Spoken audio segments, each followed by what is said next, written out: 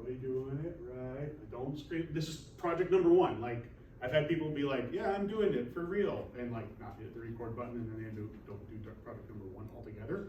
And I can't give them an A. So, step one, you're doing it wrong. Everybody does this. You're all standing the same way. You're all doing this thing. No. Maybe for TikTok, but like, for real, yo. Landscape. So here's the thing. You probably use your phone looking at it this way, right? And that's fine. But when you're taking video, everybody who takes video, unless you're specifically putting it on TikTok and you're taking it with the phone, does it in landscape. All the camcorders that we're going to use essentially do everything in landscape. They do that on purpose because screens are best seen sideways like this. Our vision is designed for that. If you could draw a cone of what our vision catches, it's an oval that comes out in front of you. So screens were always designed this way. When the first movie cameras and the first photographs were done, they were always developed in this wider aspect. 4 by 3. So 4 wide, 3 tall. That's still pretty much the way it is. Although we can screw with form factor now, right? Like this is definitely much wider. So we start with doing it in landscape. Oh. We also start with signing into our phone. Turn this up. Video. Okay. But also, y'all are holding it with just one hand. Why? Remember how expensive this was? How much did this thing cost you? Get those hands on there. You're going to be using camcorders, which have a similar way of holding them. They're wider, obviously, or deeper, I should say. They're deeper. But you really need to get both hands onto it. You want your hands on this device. Now that you've got it in landscape mode and you're holding it with both hands, you'll find your picture is much better. It's much more stable. And we can improve on that. There are tricks to utilizing cameras that make them more stable when you're dealing with a moving target, which I am being right now, aren't I? I am pacing. I'm doing it on purpose, and you've got to try and keep me in the frame, right? Like, you don't want me to just walk off the screen and keep talking at you in this loud voice that I'm using that projects to the back of the room that I'm doing on purpose, right? We need to get ourselves in a position where we can get this camera to be stable. Because if you're holding it in just one hand, or even with both hands, you're a dynamic system. You're not still. So the camera bounces. Now, we've all watched video on platforms like YouTube and TikTok, any of the streaming things especially, where people can upload content, video, etc. And when you see somebody who's amateurish with their video recorder, be it a phone or a camcorder, and they're holding it wrong and it's bouncy, you just are like, ugh, I'm getting seasick watching this, I can't watch this. We've all had that happen, every one of us. This is normal. So we want to remove some of that. We can do a lot with ourselves, our bodies, to enhance how this camera is getting its video. One of those is elbows in. Pretty simple. Bring those elbows in. Don't be up here. Don't be up here. Bring those elbows in. Much more natural position for it. Right? And now the camera's down here, but that's fine. I've got this great big viewport. I can see just fine. I don't have to have this in front of my face. I can have it here. I can get it here, hold it with both hands. Make sure, of course, my fingers aren't in front of the camera. I've got some fingers curled around. My case was much more useful when I had one, because it had a lot of ridges on the sides, helped out a lot. It broke. It broke during our first class together, just 2 days ago. I was playing with it in my pocket and I snapped it. So that helps too. Have it be a little bit more user-friendly in shape and size. But getting those elbows in reduces a lot of the bounce. And I'm walking around, and it's already much, much less bouncy, even though I'm moving. Now also, you might notice up here it says, turn with core. As I'm walking back and forth, I'm seeing a lot of people just turn their hands, right? Or you're just kind of angling the camera a little bit, maybe turning your head. But that's not really what we want to do. We want to give the camera the support. So you really want to use your core muscles. When you're holding a camera, just any kind of thing, digital camera, your phone, a camcorder that I'm going to be giving you, you want to get both hands on it, you want to put those elbows in, and you want to turn with your core when you're tracking something. You want to use longer muscles because the motion is much more smooth. We want smooth motion. We don't want our subjects to be bouncy. All of our phones, all of our camcorders, all of our digital devices that take video, yeah, they have anti-shake technology. That'll help take a little wiggle out of it. That's kind of impossible not to have stuff. But they can't really deal with when you're moving around. And sometimes, yeah, you're literally just moving with the camera. If I've got to track somebody, I'm turning with my core, right? I'm keeping my elbows in. I'm making sure that this is nice and smooth. Even though I'm moving, I'm sort of strafing, right? Nice and smooth. Because I'm turning with my core, getting to use the long muscles. And you get to use a whole girdle around you. Next, this is one you probably already know, but maybe you're not doing it. Probably kind of know. Center 75. Look at these lenses on our phones. They're round, right? They're little bubbles. They have a fish-eyeing quality, which means that the edges of it are always bent, which curves out. It's an effect of having a lens that picks up light. So the best part of your camera is going to be the center 75%. And to that end, you have the ability, if I can get this just right, you have the ability to turn on the grid lines. Every one of your phones in the settings has grid lines. You see them? See how it has the grid lines on there? Right?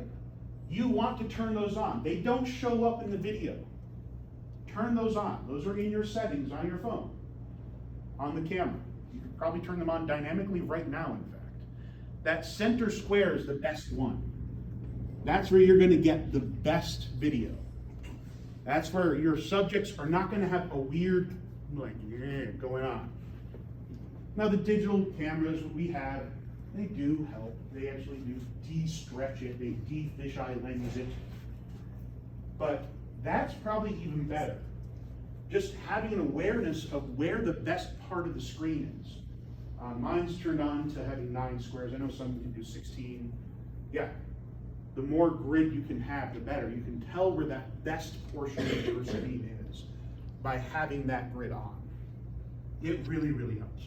With the camcorders that we're going to be using, they also have that grid. Well, some of them also have that grid, not all of them. So you do have to kind of approximate it. But understand that that center portion of a screen, that's where the good stuff is. That's where it's most true. Okay, that's number 4. Number 5, become the tripod. We are dynamic beings. It is essentially impossible for us to not bounce. You know, you're just like a bunch of pieces of coral held together with rubber bands inside of a sack, a plastic sack full of water. In a very mechanical sense, that's all we are. That thing, not very rigid. It's not very good for holding a camera still. We have tricks that help us, but nothing quite as good as a nice old tripod. But those aren't always available. But you can become one. Everybody, get up against the wall. Get up against the wall. Right? I can get in the doorway. It's even better. Get up right against the wall. You're going to create a tripod with your body. 3 points of contact is what you want. So, if I'm up against the wall with my back, I put my shoulder blades into it. I put 1 foot forward and 1 foot up against the wall. I am now pushing my weight into the wall, which means that I don't have to dynamically hold that. All of a sudden, this becomes really, really stable. It's even more so if you can do this into a doorway, that is if you have to stand someplace. Because I can get myself in here, wedge my shoulder in, one foot up against the door plate, the other one out, right? I can get really good, stable 3 points of contact. I am a tripod. What if you can't get up against something? Oh, crap. I'm out in the middle of the football pitch, and I'm just recording for my friends while they run drills. Okay? You can do something about that. It looks a little doofy, but it works. And that's what's important, right? Anybody do yoga? You know, horse stance? Seriously. Because you are using the long muscles, because if you lock your knees, you bounce. You can't help it. Just your heartbeat alone will make you vibrate.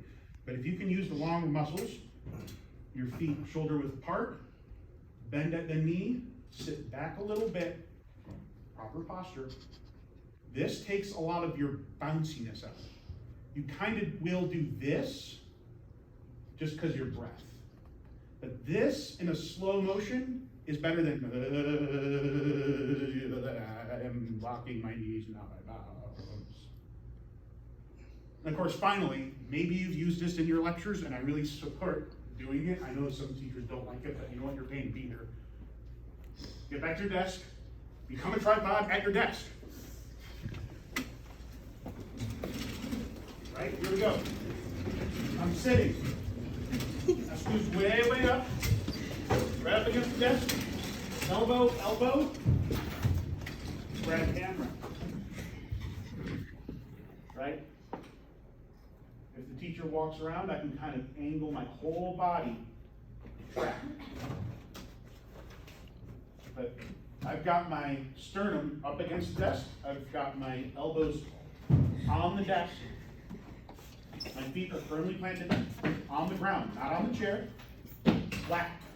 Right? I am taking all of my body's dynamic systems and I'm putting it into the floor. I'm putting it into the chair. I'm putting it into the desk. I'm trying to get it out of the camera. So you can track me just by leaning and turning with your core, keeping your elbows steady on there. You don't have to slide or anything. You get it right, make it a little tripod. Pushed up nice and tight against the desk. Oh, it died on you. Well, it turned up and this. Yeah, and there you go. Right, okay. So this is the good steps to it. 5 simple steps. And this works for your phone. I'm gonna lie too. This works for your phone, and this works for our cameras, our camcorders. No tripod, become tripod. Landscape orientation. Both hands on it. Especially with my camcorders, please do not break them. If you break my camcorders, you owe me $200. You have to replace it. And it's about $200, yeah. Elbows in. Draws you in. Turn with core. Like that. Don't care if you look doofy. That's not the point. No one's going to be paying attention to you anyway. You got the camera. They're all too busy feeling freaked out that you're recording them. Turn with the center 75 in the middle, keeping people in the middle of that. Right in the middle of your frame. Become the tripod or a horse. Then, there's 2 considerations, of course. Light. Yes, you need to have a sense for the light in a place. This room, wonderfully lit, right? Look at it, it's diffuse light, there's like no shadows. I'm fully lit in all directions. The light is scattered, it's not like a spotlight coming on me. It's just in every position possible. On the other hand, this looks terrible. Strong light, shadows hitting me very strongly. I'm washed out against this backdrop as I walk around like the words come over my face. Additionally, if I was filming, that thing's in my camera. It's blind. It can't see anything. So light is always an issue when you're taking video. And this can be really tough. So if you're taking video and you're in a lecture like this, and the professor turns off the lights and is doing stuff up here, ask them to turn maybe the backlight on or something. Just something to help, because it will totally ruin your ability to see. Just even that, right? Even that softens it. If you're outside, never, ever, ever face towards the sun. Ever. It will just destroy any video you take. It will destroy any pictures you take. You can't deal with it. So, the last one, of course, is sound. Don't do stuff where it's noisy. What are you going to do? Sometimes that's just unavoidable, right? But in this particular soundscape, this is a pretty good one. It is a little echoey in here. Soft surfaces really help. They take out the bounce and the reverb. So I'm also enunciating as much as I can. I'm projecting my voice as much as I can to help you with that. But sound is always an issue. Now we can deal with some sound, but we're not going to. I don't want to focus on sound. I want to focus on your use of cameras in this course, rather than your use of mitigating effects. So that's why we have this little lesson. Okay, cut.